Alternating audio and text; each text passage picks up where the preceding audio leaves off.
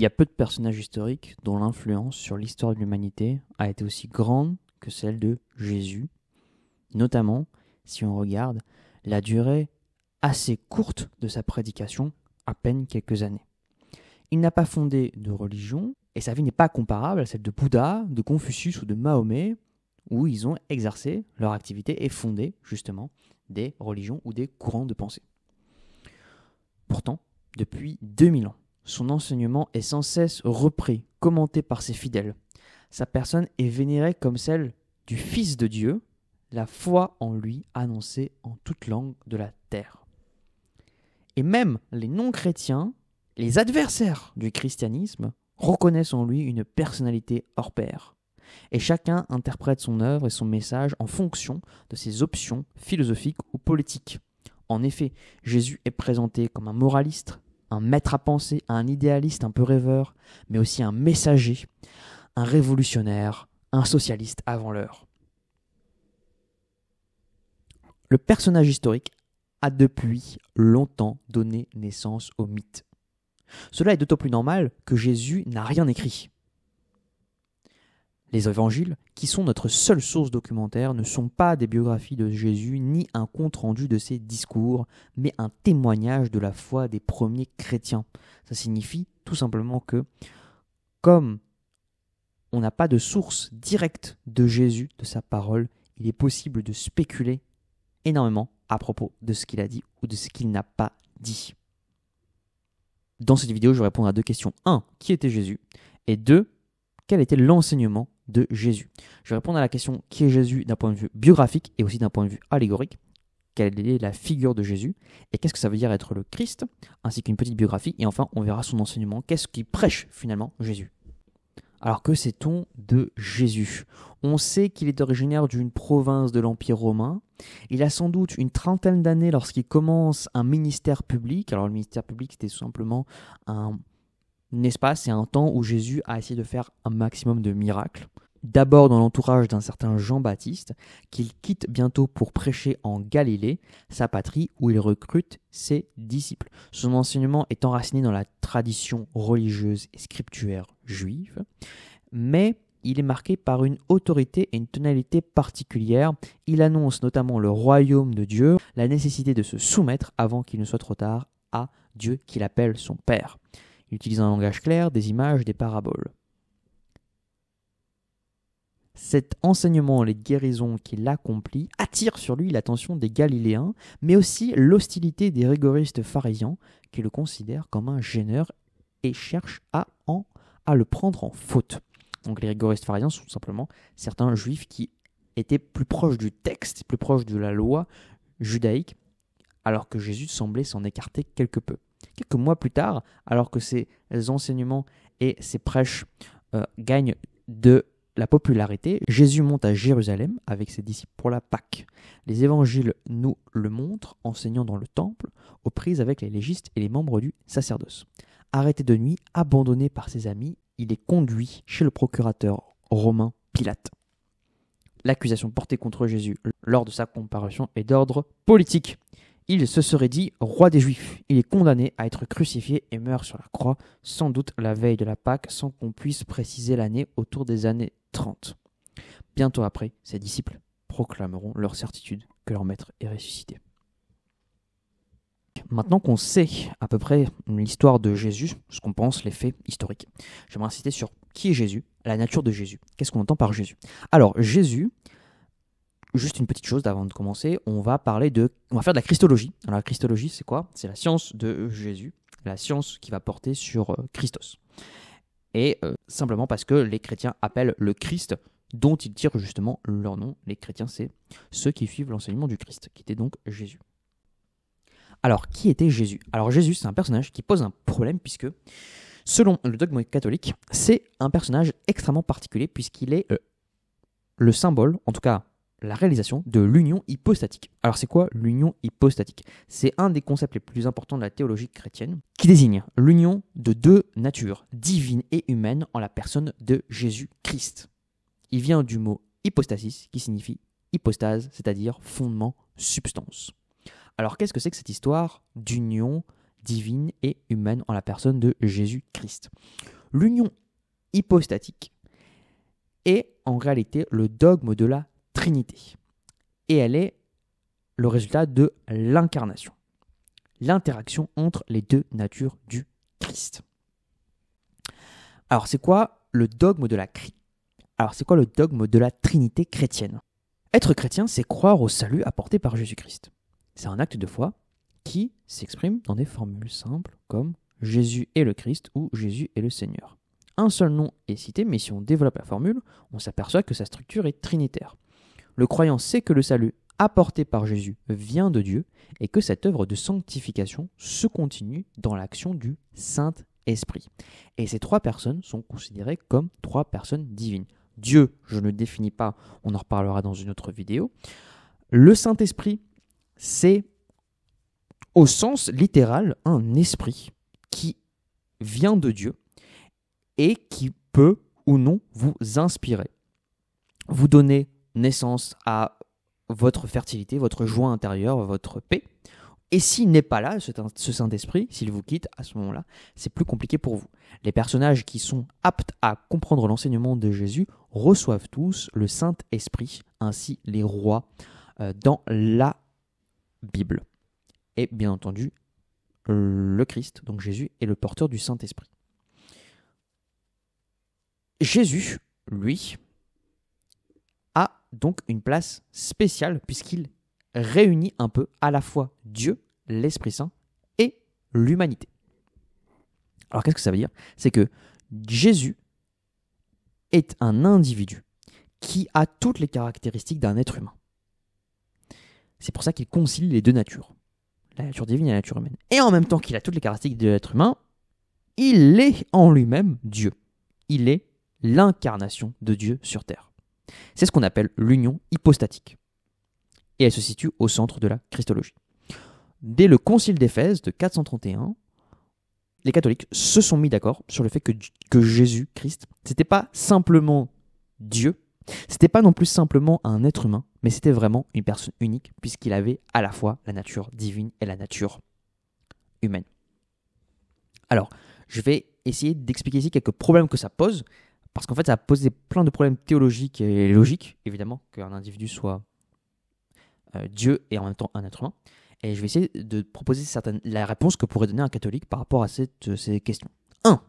Comment est-ce qu'on peut interpréter ces deux natures? Comment est-ce qu'on peut coexister sans que l'une n'éclipse ou n'annule l'autre? Comment se fait-il que Jésus puisse être à la fois Dieu et en même temps humain? Est-ce que finalement le fait d'être un humain, ça tirerait pas la nature de Dieu un peu vers le bas, entre guillemets? Et est-ce que le fait d'être Dieu, ça pourrait pas en fait tout simplement éliminer ce qu'il y a d'humain en lui?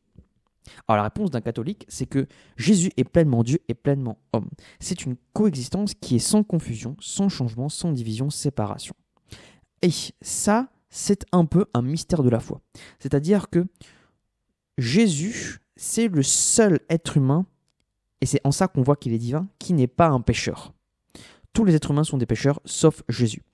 Mais ce qui fait que Jésus reste un être humain, c'est qu'il est tenté. Il est dans la tentation, il a envie de, mais il ne le fait pas. Et c'est ça qui rend Jésus à la fois humain et divin. Deuxièmement, la communication des idiomes.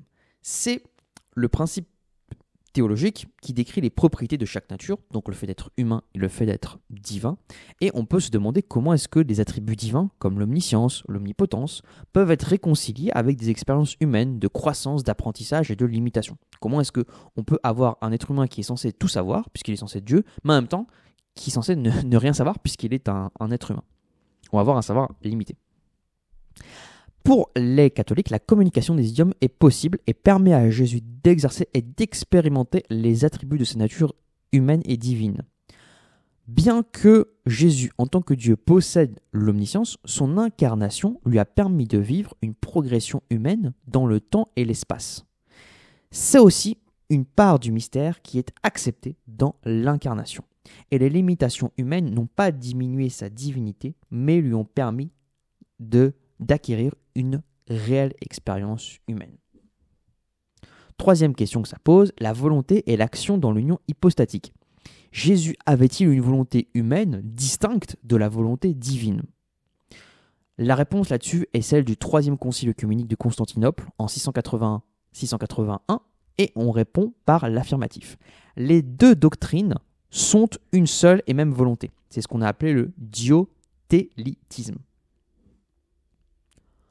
Jésus a deux volontés, une volonté divine et une volonté humaine, mais ces deux volontés, bien que distinctes, sont harmonieuses et n'entrent jamais en conflit. C'est la doctrine du diotélitisme.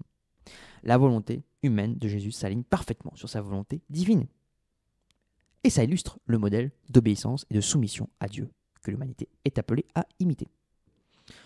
Quatrième problème, les implications sotériologiques. La manière dont l'union hypostatique affecte la compréhension du salut est également un sujet de réflexion. Comment l'œuvre rédemptrice de Jésus est-elle influencée par sa double nature? Pour les catholiques, l'union hypostatique est essentielle à notre salut. Seul un Dieu-homme pouvait réconcilier l'humanité avec Dieu, car seul quelqu'un de pleinement humain pouvait représenter l'humanité, et seul quelqu'un de pleinement divin pouvait supporter le poids du péché de l'humanité. La pleine divinité et humanité de Jésus rendent son sacrifice sur la croix à la fois suffisant et efficace pour le pardon des péchés et la restauration de la relation entre Dieu et l'humanité. Autrement dit, dès qu'il va s'agir du salut, dès qu'il va s'agir de nous montrer le paradis et le royaume de Dieu, Jésus est la personne la mieux placée puisqu'il est à la fois humain et divin. Il peut nous comprendre et nous mener sur la voie. Et enfin, il y a le mystère de l'incarnation. Comment est-ce qu'on peut arriver à créer cette hypostase?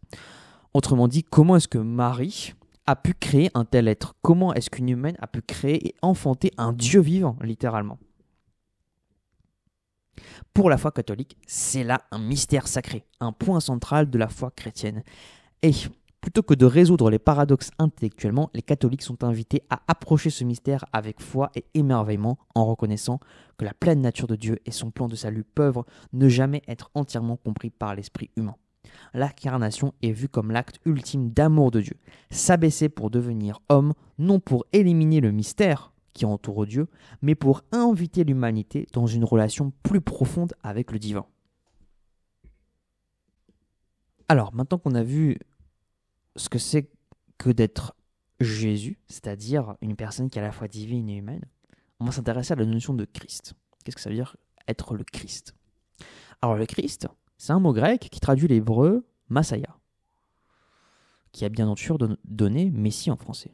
L'un comme l'autre, le terme Christos et Messiah renvoient à l'action d'oindre, c'est-à-dire à l'onction. L'onction, c'est quoi? C'est qu'on pose de l'huile sur votre front. Et c'est l'huile sainte par laquelle un chef charismatique se retrouve investi pour la conduite et le salut d'un peuple. L'onction d'huile symbolise la consécration d'un être en vue de sa royauté, du sacerdoce ou de la mission prophétique.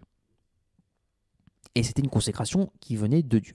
Et le Christ, lui, c'est l'ultime consécration, puisque c'est pas comme un chef ou un roi, il est oint par Dieu lui-même. Il est considéré comme loin de Dieu par excellence. À ce titre-là, il nous faut nous intéresser un tout petit peu à la symbolique de l'huile. Pourquoi est-ce que, finalement, Christ, ça veut dire celui qui a de l'huile sur lui? Qu'est-ce que c'est que la symbolique de l'huile? Alors, 1. L'huile est utilisée pour l'onction parce qu'elle symbolise la consécration, la sanctification, la désignation d'une personne pour un rôle ou une fonction sacrée. Dans le christianisme, l'huile est utilisée pour les sacrements tels que le baptême, la confirmation, l'onction des malades, et ça représente la présence du Saint-Esprit et la grâce divine. Tous les prêtres, les prophètes, les rois dans l'Ancien Testament étaient oints d'huile pour signifier leur vocation divine. 2. L'huile représente la guérison et la purification. L'huile est un symbole de purification et de guérison. L'huile d'olive en particulier était utilisée dans l'Antiquité pour ses propriétés médicinales. Et dans le christianisme, c'est avec l'huile d'olive qu'on soigne les malades. 3. L'huile symbolise la lumière.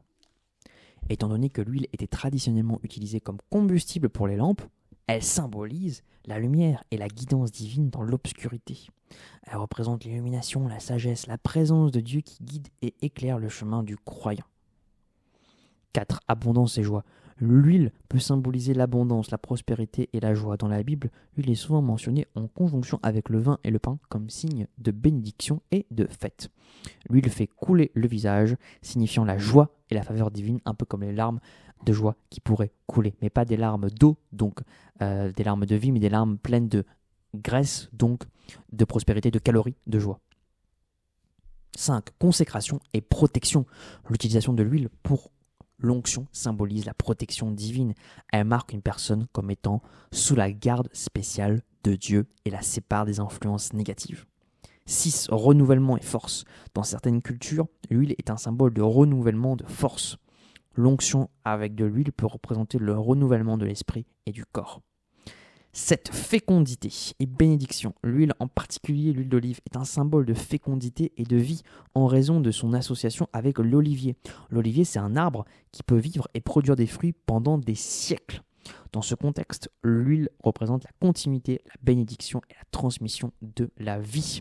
Un olivier, en effet, peut devenir millénaire. Aujourd'hui, un des plus vieux oliviers a 3000 ans et il se trouve en Crète. L'if de Langernew, au pays de Galles, lui, est vieux de 4000 ans. Enfin, 8e, l'huile représente l'essence, le symbole. Jésus, c'est l'essence de Dieu. C'est celui qui est loin de Dieu. En ce sens, il est Dieu parce qu'il est couvert de l'huile de Dieu. Et l'huile de Dieu, c'est l'essence de Dieu. C'est à la fois la nature de Dieu et en même temps ce qu'il a de plus profond. Donc le Christ, c'est celui qui est oint par l'huile et donc il représente un peu toute cette symbolique que je vous ai citée. Le Christ, c'est aussi la personne d'une nouvelle ère. Il y a un avant et après le Christ. C'est ça, être le Christ. C'est être la personne qui crée un monde nouveau. C'est être celui qui marque un point tellement immense, tellement culminant, qu'on ne peut pas considérer que ce qu'il a fait n'a pas de conséquences. Toute son existence a été marquée, a été tournée vers le futur. Et un futur qui a été changé et modifié. Et la face de l'humanité a été changée à cause du Christ. Parce qu'il est à la fois cette nature divine et humaine, mais aussi dans nos modes d'organisation quotidien, journalier. On est en l'an aujourd'hui 2024, tournage de cette vidéo. On est en 2024 après Jésus-Christ. Ainsi, on dit avant ou après Jésus-Christ, même dans notre calendrier. Alors la question c'est comment est-ce que Jésus est parvenu à représenter cela? Comment est-ce qu'il est parvenu à représenter un avant et un après? Il faut bien reconnaître la dimension religieuse ou transcendante comme un trait spécifique du messianisme et admettre que ce sont les religions qui contribuent à former et à définir la notion de Christ. En effet, on ne peut pas être seul autoproclamé Christ. Il faut que ce soit approuvé, validé, transmis, enseigné par d'autres individus que par nous-mêmes. C'est seulement à ce titre qu'on peut devenir le Christ. On peut enseigner une doctrine, mais on ne peut pas s'enseigner comme étant le Messie, comme étant le Christ. Parce que si on s'enseigne de cette façon-là, eh bien notre empreinte risque d'être modérée. En effet, si on suit les pas de Jésus-Christ, il ne s'agissait à aucun moment pour lui de devenir l'idole qu'il est devenu aujourd'hui. J'ajoute quelques significations de ce que c'est que d'être le Christ. La notion de Christ désigne ce que, d'une certaine manière, tous les humains, sans exception, cherchent sans arriver à trouver. Tout homme est manifestement à la recherche d'autre chose, d'un nouvel être. Mais s'il en va ainsi, c'est aussi parce qu'aucun homme ne coïncide vraiment avec lui-même. C'est parce qu'il se sent aliéné, privé de quelque chose qu'il estime pourtant devoir lui appartenir en propre. La notion de messianisme renvoie à cette nature ou cette essence profonde de notre être que l'existentialisme a bien mise en valeur.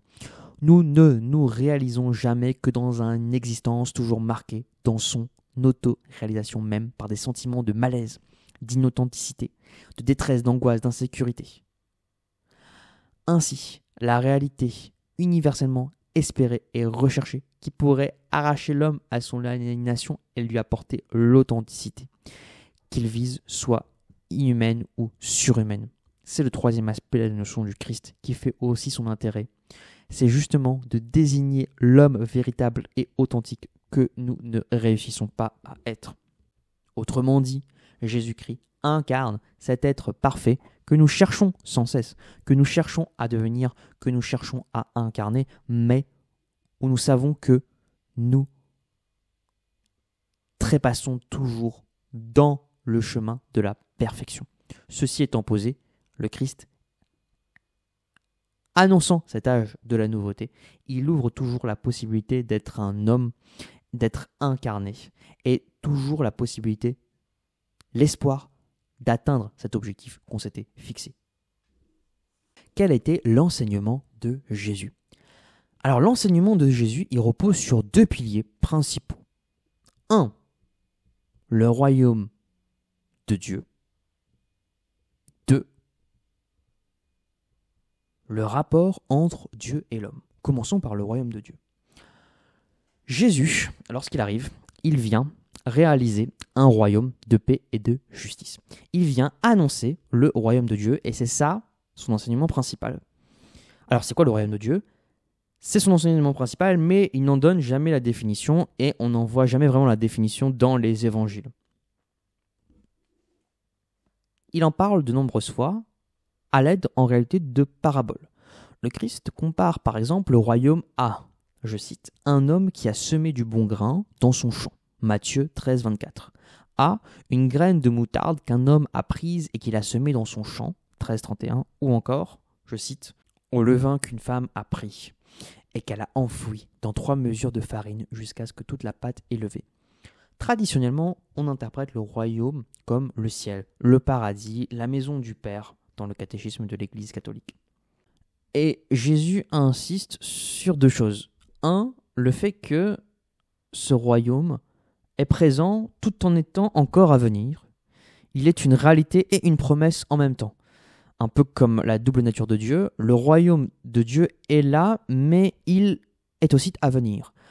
C'est une métaphore du fait que sans doute il y a un royaume intérieur qui est déjà là, mais ce n'est qu'au moment de la mort qu'on atteindra aussi ce royaume de Dieu. Et le royaume de Dieu est aussi bon parce qu'il est dans la continuité. J'ai cité que c'est comme un homme qui a semé du bon grain ou comme quelqu'un qui a mis du levain dans le pain. Eh bien, le royaume de Dieu, il est là, il est toujours présent et il se nourrit de bonnes actions. Et quand il a semé, on a semé de bonnes actions, eh bien, on récolte ce qu'on a semé. C'est pourquoi, et c'est la deuxième leçon de Jésus par rapport à ce royaume de Dieu, il est à la fois présent et à venir. En ce sens, on ne peut pas passer à côté. Il y a une joie à retrouver le royaume, parce qu'il y a une joie à faire des projets sur le long terme, à attendre à être patient, mais à toujours profiter du quotidien, parce que le royaume est déjà là, mais qu'en même temps, il faut travailler, ou en tout cas s'ouvrir à Dieu pour accéder plus tard au royaume. Je cite, « Le royaume de Dieu est semblable à un trésor caché dans un champ et qu'un homme vient à trouver. Il le cache et, ravi de joie, il va vendre tout ce qu'il possède et achète ce champ. » Le royaume n'a pas de prix, parce qu'il est le temps du pardon de Dieu et s'adresse à toutes les créatures. Jésus veut témoigner de ce pardon divin en mettant Jésus en la place et dans le champ des hommes. « Je ne suis pas venu appeler les justes, dit Jésus, mais les pécheurs. » Enfin, deuxième enseignement de Jésus-Christ, c'est les rapports entre Dieu et l'homme. C'est quoi le rapport qu'on a entre Dieu et nous-mêmes ? Le rapport qu'on a entre Dieu et nous-mêmes, c'est que Dieu est notre maître à tous. Jésus n'a pas donné de définition métaphysique de Dieu, ni parlé du langage, de la mystique. Il n'a pas cherché à dire ce qu'était Dieu en soi, mais à exprimer ce que selon lui Dieu était pour l'homme. Et il a exprimé que Dieu était comme notre maître et les hommes étaient les serviteurs. En parlant de Dieu comme maître, dans plusieurs de ses paraboles, Jésus pense sans doute aux métayers et à leurs propriétaires. Aux métayers à qui les propriétaires confiaient la gestion de leurs terres. Semblable à eux, l'homme doit se montrer fidèle dans la mission qui lui est confiée et trouver sa joie dans le service accompli.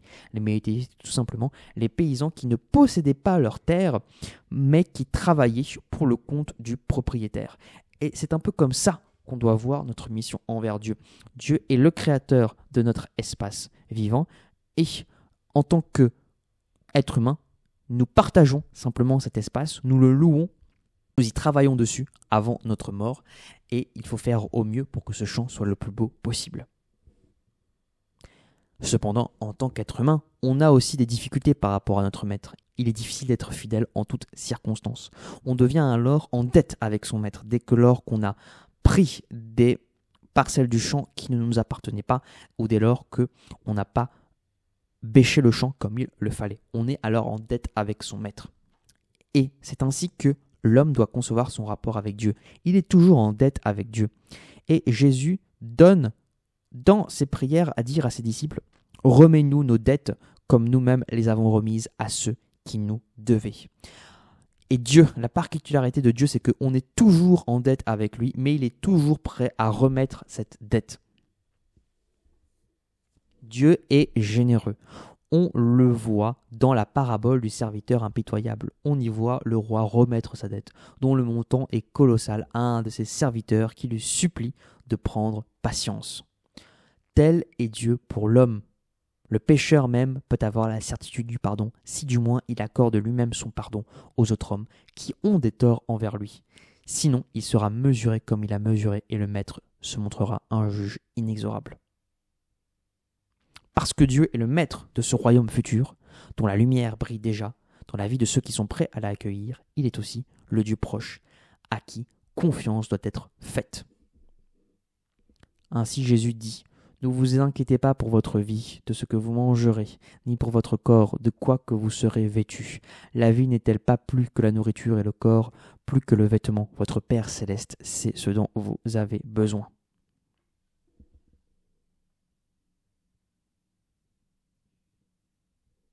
Celui qui s'adresse à Dieu, mais après l'avoir choisi pour maître, peut tout attendre de lui, car le cours du monde, comme les choses de la vie, repose sur l'action libre de Dieu. La prière n'est pas un accommodement de soumission au destin, mais une demande confiante dans le renoncement à tout droit.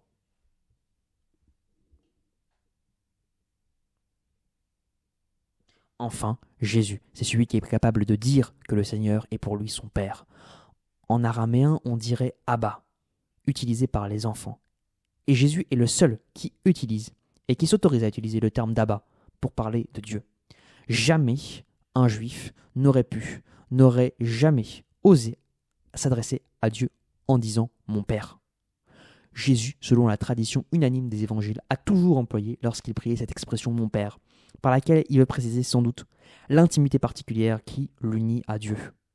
Cette observation vient confirmer et éclairer le fait que Jésus se présente, parle et agit avec une autorité de révélateur.